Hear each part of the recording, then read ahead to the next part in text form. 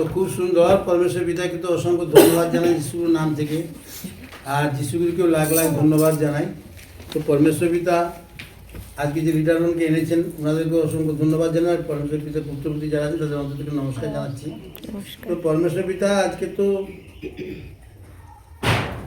সবাইকে আহ্বান করে এনেছেন আত্মার খাবার দেওয়ার জন্য। আর পরমেশ্বর পিতা এতক্ষণ তো সুন্দরভাবে আত্মার খাবার দিলেন, আমরা গ্রহণ করলাম। তো সেই জন্য সর্বদা যেন ঈশ্বরের প্রতি আমরা বিশ্বাস রাখি আর ঈশ্বরকে যাচ্ছা করতে থাকি আর ঈশ্বরের আজ্ঞা পালন করে। পরমেশ্বর পিতা তো আমাদের অন্তরে আছেন। তো অনেকে তো কি এখন নানা রকম সমস্যা, ঈশ্বর আছে কি নেই। তো যারা যারা আমরা ঈশ্বরে আছি, খ্রিস্টতে আছি, তারা আমরা অবশ্যই জানি যে ঈশ্বর আমাদের সঙ্গে আছেন আর সর্বদা তিনি সঙ্গে থাকবেন। আমরা যেন এই বিশ্বাসটা রাখি।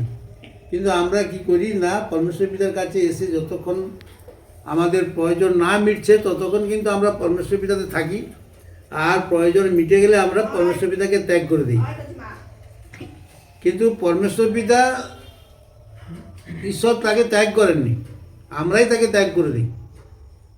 সেই জন্য সর্বদা পরমেশ্বর পিতাকে যেন আমরা কষ্টে দুঃখে সর্বদাই যেন অন্তরে রাখি আর পরমেশ্বর পিতার কাছে প্রার্থনা করতে থাকি আর নিজের সুখ দুঃখের কথা বলতে থাকি, যেন পরমেশ্বর পিতা আমাকে সেই কষ্ট থেকে উদ্ধার করে।